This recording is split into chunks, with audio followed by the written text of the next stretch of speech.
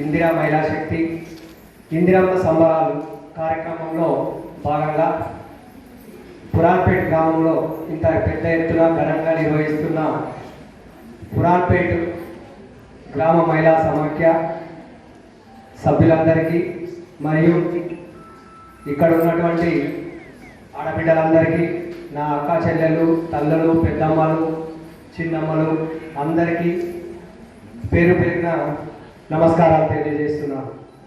అట్లాగే ఈ పెద్ద కార్యక్రమానికి పిలవగానే ఎన్నో పనులున్నా, ఎంతో బిజీగా ఉన్న అన్ని కార్యక్రమాలను పక్కన పెట్టేసి ముఖ్య అతిథిగా విచ్చేసినటువంటి కమ్మర్పల్లి మార్కెట్ కమిటీ చైర్మన్ పెద్దలు పాలపి నరసన్న గారికి, భీమ్గల్ అన్న గారికి, భీమ్గల్ కాంగ్రెస్ పార్టీ అధ్యక్షులు బుధస్వామి గారికి, టౌన్ ప్రెసిడెంట్ జేజ నరసన్న గారికి, ఎస్సీసీఎల్ అధ్యక్షులు అనంతన్న గారికి, బీసీసీఎల్ అధ్యక్షులు కొరాడి రాజు గారికి, అట్లాగే సీనియర్ కాంగ్రెస్ నాయకులు పల్లెశేఖర్ గారికి, లింబాద్రి గారికి, అట్లాగే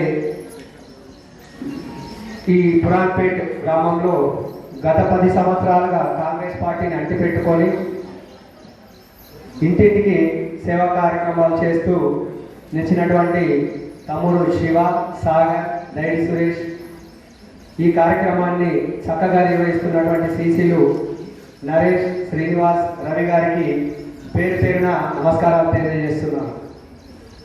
ఈరోజు మీ అందరికీ తెలుసామా, ప్రభుత్వము కాంగ్రెస్ పార్టీ ప్రభుత్వం వచ్చి 18 నెలలు గడుస్తుంది.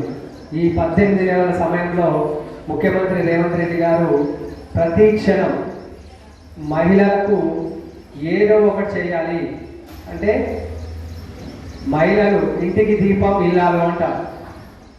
ఇంటికి దీపం ఇల్లాలు అంటే భర్త బయట రకరకాల పనులు చేసుకోవచ్చు, ఇంటి కుటుంబాన్ని భారాన్నంతా మోస్తూ ఏదో బయట సంపాదించి తీసుకొచ్చి భార్య చేతిలో పెడతాడు.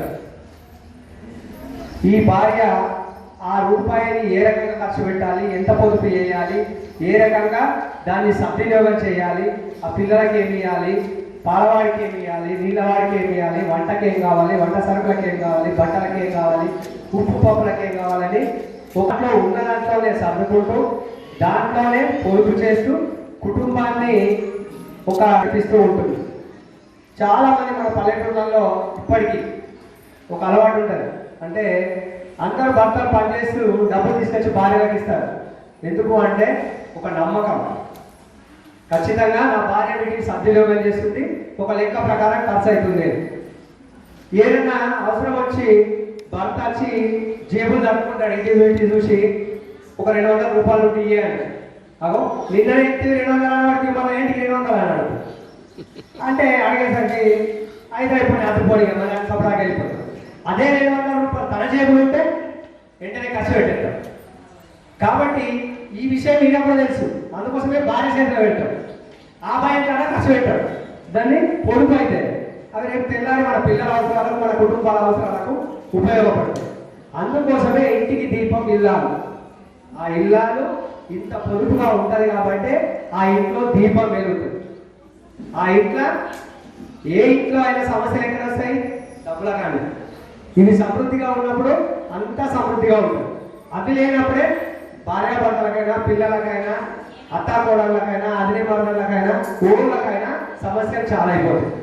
అయితే ఈ రకంగా మన కుటుంబ వ్యవస్థను తల్లిని నడిపిస్తారు కాబట్టి ముఖ్యమంత్రి రేవంత్ రెడ్డి గారు ఆలోచించి మన తెలంగాణ సమాజం బాగుపడాలంటే ముఖ్యంగా ఆడవాళ్ళనే ముందటుంచాలి, ఆడవాళ్ళనే కోటీశ్వరులను చేయాలి అనే ఉద్దేశంతో ఈరోజు ఏం చేసిండు, మీకు ఎక్కువ ఖర్చు అయ్యేది పైసలు వాటి తిరిగితే బస్ కిరాయి.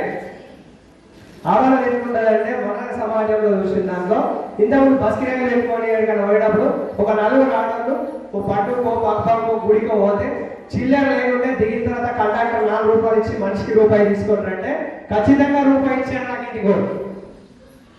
అవునా, ₹1 ఒక 4 రూపాయలు 5 రూపాయలు ఇస్తే ఏమైనా నేను మళ్ళీ అంటే కారకంగా రూపాయి అడుగుతా ఖచ్చితంగా. మరి ₹1 అడిగితేనే మన దగ్గర రూపాయి జమ అవుతుంది కదా.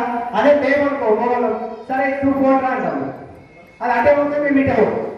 కాబట్టి ఈ రకంగా పోటీ చేస్తారు కాబట్టి సరే ఆ రూపాయి కూడా ఇక మిగిలిద్దామనే ఉద్దేశంతో మన కాంగ్రెస్ పార్టీ ప్రభుత్వము రేవంత్ రెడ్డి నాయకత్వంలో రాహుల్ గాంధీ గారు అందరూ ఆలోచించి మా తల్లులందరూ కూడా బస్సులో ఫ్రీగా వెళ్ళాలి ఎక్కడికి వెళ్ళిన రాష్ట్రంలో అని మేము బస్ ఫ్రీ ఇచ్చినాం.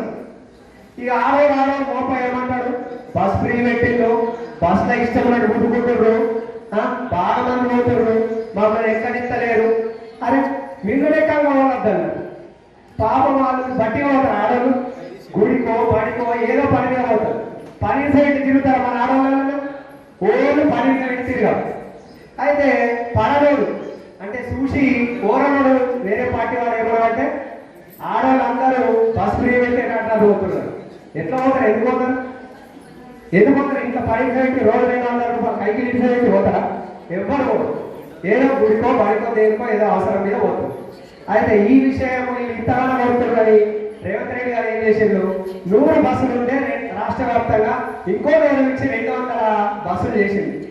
అంటే ఎక్కువ చేసింది. ఫ్రీ అయ్యేసరికి మనకు కొంచెం అవసరాలు కూడా వెళ్తే వెళ్తాం, దాన్ని ఎక్కువ చేసింది. ఇప్పుడు ఎక్కడన్నా అంత ఇబ్బంది ఉన్నదా అమ్మ బస్సులలో? ఇంతకుముందు వెళ్తున్నారా ఇబ్బంది లేదు. ఇప్పుడు కొంచెం తాపీగానే పోతున్నాము వస్తున్నాం. ఎట్లాగో ఎండాకాలం సెలవులు ఉన్నప్పుడు పిల్ల జిల్లా అందరి ఇంటికి ఉంటారు. ఏమిటారకో కొడవాటి రాయల దగ్గరకో లేకపోతే కోమరెడ్డి మల్లన్న దగ్గరకో వట్టినే ఉంటున్నాం. ఇంట్లో పోయినా పాడి పోతాం, ఓళ్ళమే పోతాం. బస్ ఫ్రీ ఉన్నా పోతాము, ఫ్రీ లేకున్నా పోతాం. ఎందుకు? పిల్లలు అప్పుడు గడి ఎక్కువ ఉంటుంది బస్సులలో. దానికి పెద్ద ఏదో లొల్లి పెడతాను.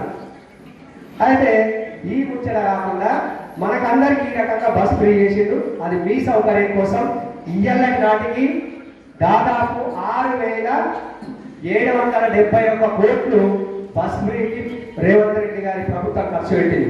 ఇది ఎంత పెద్ద మొత్తమో మీరు అంటే మీ జేబులోకి వెళ్ళి పోయేది దాదాపు ఒక మనిషి వెంబడ కనీసం 8 నుంచి 10,000 రూపాయలు బస్ ఫ్రీగా మిగిలినాయి మనం లెక్క చేస్తే. ఒక్కొక్క